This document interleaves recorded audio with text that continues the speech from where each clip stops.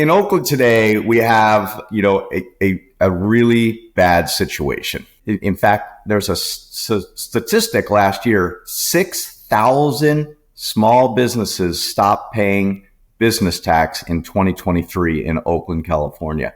The city doesn't know what happened. It was almost a surprise to them. They don't know why. Everybody else with common sense knows why. In fact, the day after In-N-Out Burger announced that they're leaving to protect their employees and protect their customers, a woman was in the parking lot and her car was stolen with her baby inside. And so her little girl, I think it was fortunately recovered a few miles away. The city council in Oakland, you haven't heard a word from them. They haven't said anything because it's their policies, their failed policies that have caused this problem. There was a small little restaurant, very popular restaurant called Snail Bar, and they are in the Temescal district of Oakland. They were burglarized at 3 a.m. for the third time. And what happens is the burglars come in, they can't get through the locks on the door, so they just smash the windows or they try to use crowbars.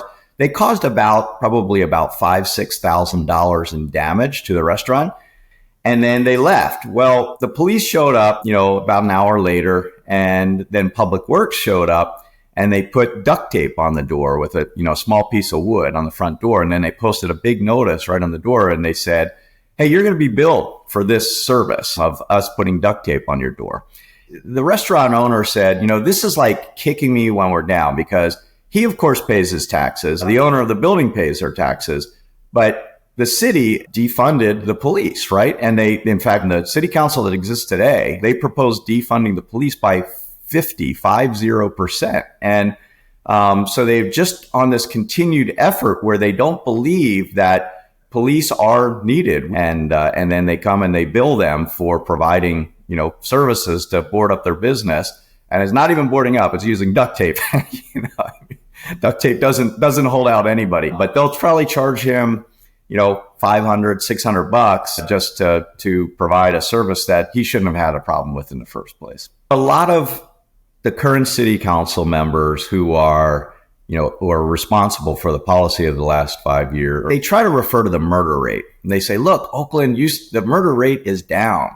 Well, they're comparing the down to the crack epidemic years ago, or maybe 15, 20 years ago, when the murder rate was high in Oakland. And so they're trying to say, well, hey, crime is down 15 years later because the murder rate's down. They ignore everything else. They ignore that there's 15,000 cars stolen, last year. They ignore that armed robbery or armed assault is way up. They ignore all those factors. And so they're trying to use the murder rate, which, by the way, is the highest in 15 years. The rest of the country, the crime rates are going like this. They are going down.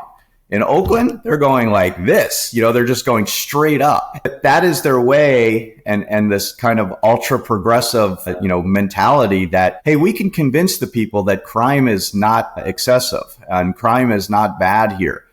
And the problem is, and finally, the people and the residents of Oakland are finally waking up and saying, wait a minute, these people have created these bad policies. I've never experienced crime like this. I mean, people that have lived here since the 60s are saying, we've never experienced crime like this in our lives. The people know that this messaging by city council and their minions out that are supporting them, they're living in their homes and not coming out and really getting into East Oakland and West Oakland where, there's crime and blight and people, shootings and buildings are being shot all the time. And, it's a free for all. Certainly the city council members in East Oakland have been calling out for action, but the city council members that live in the affluent areas of Oakland, they are ignoring the black and brown and immigrant communities in East Oakland in particular, and West Oakland as well. They don't go there. They don't see the problems, and they think their progressive policies are for the good of the people. They're extremely bad for the people. This current city council, the mayor and city council, and this ultra progressive wing or radical progressive wing, and there's 4 of them on the city council. They can't solve the problem. They do not understand how to solve the problem. They've created this problem. And next November, the people of Oakland there's 5 council seats that are up for reelection. And, the people have the opportunity to change probably 3 of those that are with this progressive group that have implemented all the failed policies we have around us today. So that's step 1 the public needs to do. There's also a recall effort of the mayor. That wouldn't hurt because she really only won 30% of the vote in the city. And then through ranked choice voting was able to get a 600 vote buffer to win against Lauren Taylor, who's a smart guy and working to correct these problems, who was running against her. I think the city, they've dug themselves in such a huge hole. They have another $130 million budget deficit looming this year. That was on top of a $361 million that they said they corrected last year, and they didn't. What's going to happen is the county is going to have to come in, and the county has an emergency response unit out in Dublin, California. It has a 911 system that works. Oakland's does not work.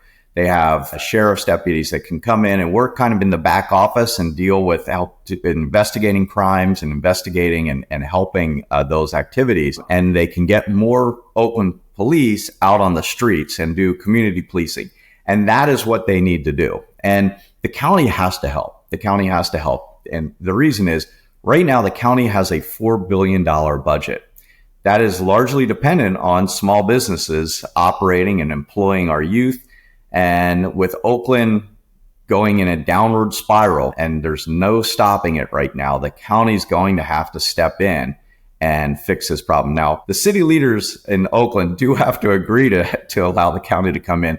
And at some point, and with an election coming up, they're probably going to have to finally agree to allowing the county to come in and to help. We need to do that to help the overall community. If you haven't checked out CaliforniaInsider.com, we highly recommend you do that now because we're going to have a lot of news and videos there. And on top of what we have there right now, we are building a really big platform to cover what's happening in California so you can be informed. We're going to have more shows, more videos from all aspects of life in California. Go to CaliforniaInsider.com and we'll see you there.